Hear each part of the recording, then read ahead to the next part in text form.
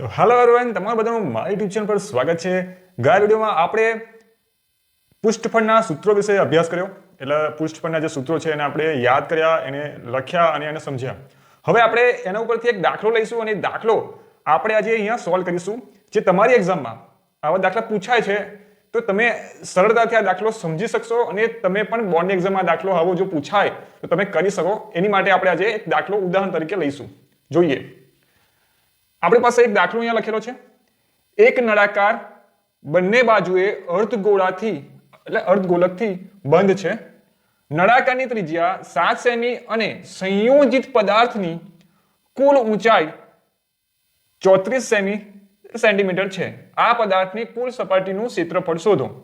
હવે આપણી પાસે શું કીધું છે? જો એક નળાકાર છે, બરાબર. આપણે એક નળાકાર દોર્યો અહીંયાથી લઈને આટલો, અને પછી શું કહે છે કે બંને બાજુથી એટલે ઉપરથી અને નીચેથી બંને બાજુથી અર્ધગોલક છે, બરાબર. એનાથી શું ઢંકાયેલો છે, બંધ થયેલો છે, ફિટ થયેલો છે. નળાકારની ત્રિજ્યા 7 સેમી છે. હવે નળાકારની ત્રિજ્યા જો 7 સેન્ટીમીટર હોય તો અર્ધગોલકની ત્રિજ્યા પણ 7 સેન્ટીમીટર હોય તો બંને બાજુ સરખું જ હોય, બરાબર. ઉપર પણ 7 સેન્ટીમીટર હોય તો સંયોજિત પદાર્થની કુલ ઊંચાઈ, આ સંયોજિત પદાર્થ છે બની ગયો, બરાબર. સંયોજિત થયા, બે અર્ધગોલક ભેગા થયા, એક નળાકાર થયું એટલે સંયોજિત બન્યું એક પદાર્થ. એટલે સંયોજિત થયું એ સંયોજિત પદાર્થની કુલ ઊંચાઈ 34 સેન્ટીમીટર છે. હવે આપણી પાસે બધો ડેટા અહીંયા છે, બરાબર. હવે શું કરવું કે પેલા ડેટા લખી દેવાનો. ડેટા એટલે કે જે આપણે આપ્યું છે, શું આપ્યું છે કે જો પહેલા તો ત્રિજ્યા આપી છે, બરાબર, નળાકારની. તો એ જ ત્રિજ્યા ગોલક માટે પણ થશે, એટલે અર્ધગોલક માટે પણ થશે. ને સંયોજિત પદાર્થ જે છે એની આપણે ઊંચાઈ આપેલી છે. હવે આપણી પાસે જે ઊંચાઈ છે તો નળાકારની ઊંચાઈ આપણે શોધવી હોય, નળાકારની ઊંચાઈ, બરાબર.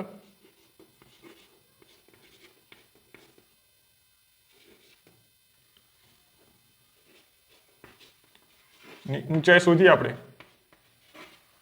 ઊંચાઈ h શું મળે આપણને? સિમ્પલ વસ્તુ છે, 34 સેન્ટીમીટર કુલ આપેલી છે ઊંચાઈ, બરાબર.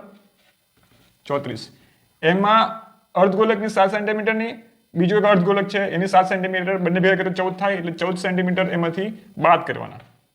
તો શું મળે આપણને? 20 સેન્ટીમીટર. આ આની ઊંચાઈ મળી જાય. હવે આપણને મળી ગયું. હવે આપણે શું ફાઇન્ડ કરવાનું, શોધવાનું છે કે પદાર્થની કુલ સપાટીનું ક્ષેત્રફળ, એટલે કે એનું પૃષ્ઠફળ, બરાબર. કુલ ક્ષેત્રફળ એટલે પૃષ્ઠફળ. તો શું કરવાનું? જો સંયોજિત પદાર્થનું કુલ પૃષ્ઠફળ આપણે જોઈએ છે, આપણે એને એરિયા કહીએ, એટલે પૃષ્ઠફળ કુલ ક્ષેત્રફળ એટલે એને એરિયા, બરાબર. તો શું કરવાનું? પહેલા તો નળાકારનો જે એરિયા છે લેવાનો. કયો નળાકારનો?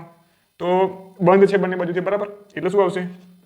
2 સૂત્ર છે 2 પાઈ r h આવશે, બરાબર. 2 પાઈ r h આવશે. પછી શું આવશે? જો બીજો છે અહીંયા પ્લસ કરીને બંને બાજુથી બે અર્ધગોલક છે એટલે બે લખવાના. એમાં શું આવે પહેલા? તો એમનો એરિયા એટલે કે એનું ક્ષેત્રફળ આપણને ખબર છે, 2 પાઈ r નો વર્ગ. હવે જુઓ, આપણે પાસે શું આપેલું છે? 2 આપેલો છે. પાઈ લેવાના છે 22/7. r આપણને આપેલું છે કેટલા? 7 સેન્ટીમીટર.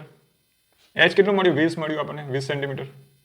વત્તા 2 ના 2 કરવાના, ગુણ્યા 2 પાછા, ગુણ્યા 22/7.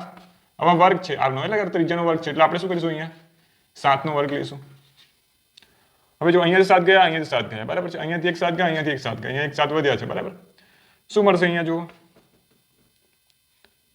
44 બરાબર, ગુણ્યા 20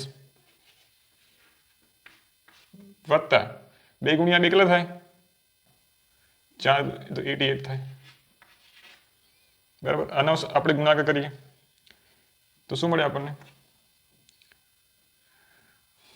88 થાય, ગુણ્યા 7 રહેશે ને? જો ગુણ્યા 7 રહેશે, જો 7 રહેશે એટલે આમાં ગુણી કાઢીએ તો 88 છે તો અહીંયા મળશે આપણને 88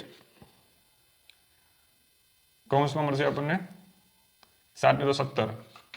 આમાં આપણે ગુણાકાર કરીએ શું મળે આપણે? જુઓ તો 88 છે, બરાબર, 7 છે, 8 આવશે, 8 આવશે, 0 આવશે, 7 56 6 5 56 ને 5 56 ને 5 61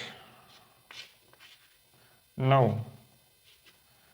6 12 ને 14 1496. શું મળશે? 1400. ના આવડે તો આ રીતે બાજુમાં કરવાનું, આપણે બોર્ડની એક્ઝામમાં પણ કરી શકીએ છીએ, બરાબર. ટાઈમ જોવાનું પણ તમારે. તો 1496 સેન્ટીમીટર નો વર્ગ આપણને મળે. આપણો છે જવાબ, બરાબર છે. આ 17 કેમ થયા? તો જો અહીંયા મેં શું કર્યું છે 44 છે બરાબર, અહીંયા બે અલગ અલગ કરી દીધા, 10 ગુણ્યા 2 કરીએ તો 20 થાય બરાબર, આ 44 તો છે જ, 44 ગુણ્યા 2 કરીએ એટલે 88 આવી જાય પાછા, એને કોમન કાઢી લીધા છે અને 10 + 7 = 17 આ રીતે કર્યું છે બરાબર. તો આ રીતે એકદમ સરળ રીતે દાખલો આપણે સોલ્વ કરી શકીએ છીએ અને એકદમ સરળ દાખલો છે, એકદમ ઈઝી દાખલો છે, તમારા 3 માર્ક્સ પાક્કા આવી જાય, 4 માર્ક્સમાં તો 4 માર્ક્સ પાક્કા આવી જાય, એટલો સરળ દાખલો છે. તમે આ તમારી બોર્ડની એક્ઝામ પૂછાય તો તમે સરળ રીતે કરી શકો, એકદમ ફાસ્ટ કરી શકો, એટલે એકદમ સરળ અને સિમ્પલ દાખલો છે. હવે આપણે બીજો એક દાખલો લઈશું. બીજો એક દાખલો જોઈએ આપણે.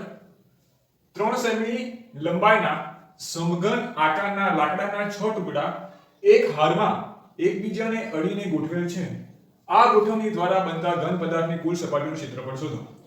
તો સમઘનના ટુકડા 6 આકારના હોય પણ એને આપણે એક હારમાં ગોઠવીએ બરાબર.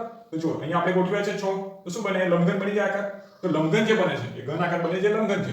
હવે લંબઘન બને છે તો અહીંયા આપણે લખી શકીએ કે 6 સમઘન ટુકડાને એક હારમાં ગોઠવતા લંબઘન બને છે. હવે જોઈએ બનતા લંબઘન માટે લંબાઈ l બરાબર, લંબાઈ l ની આખી લંબાઈ l 6 ગુણ્યા દરેક સમઘનની લંબાઈ. તો આ દરેક સમઘનની અહીંયા આ શું છે બરાબર 3 સેન્ટીમીટર 3 સેન્ટીમીટર 3 સેન્ટીમીટર આપણે કરીએ 6 ગુણ્યા 3 તો 18 સેન્ટીમીટર કુલ મળી જાય લંબાઈ. પહોળાઈ તો એક જે છે બરાબર, પહોળાઈ b 3 સેન્ટીમીટર અને ઊંચાઈ જોઈની હોય તો h એ પણ 3 સેન્ટીમીટર. હવે આપણે શું જે બન્યો છે બરાબર ઘનાકાર, તો શું છે લંબઘન છે, તો લંબઘનનું કુલ ક્ષેત્રફળ શું મળે આપણને, કુલ ક્ષેત્રફળનું સૂત્ર આપણને ખબર છે કે પૃષ્ઠફળનું લંબઘનનું પૃષ્ઠફળનું ક્ષેત્રફળ 2 કૌંસમાં lb વત્તા bh વત્તા hl. તો આપણે બધી કિંમતો મૂકવાની છે. l ની કિંમત શું છે 18 સેન્ટીમીટર, b ની શું છે 3 સેન્ટીમીટર, b ની 3 સેન્ટીમીટર, h ની 3 સેન્ટીમીટર એ મૂકી દીધી. હવે આપણે સાદુરૂપ આપીએ આગળ. તો બે તો છે જ આપણી પાસે બરાબર, 18 છે 18 54 થાય 3 9 પછી વત્તા 54. આને સાદુરૂપ આપીએ તો આપણને શું મળશે 234 સેન્ટીમીટર નો વર્ગ મળે. શું મળે 234 સેન્ટીમીટર નો વર્ગ મળે. અને આ દાખલો એકદમ સરળ છે, બસ તમારે થોડું લોજિકલી વિચારવાનું છે.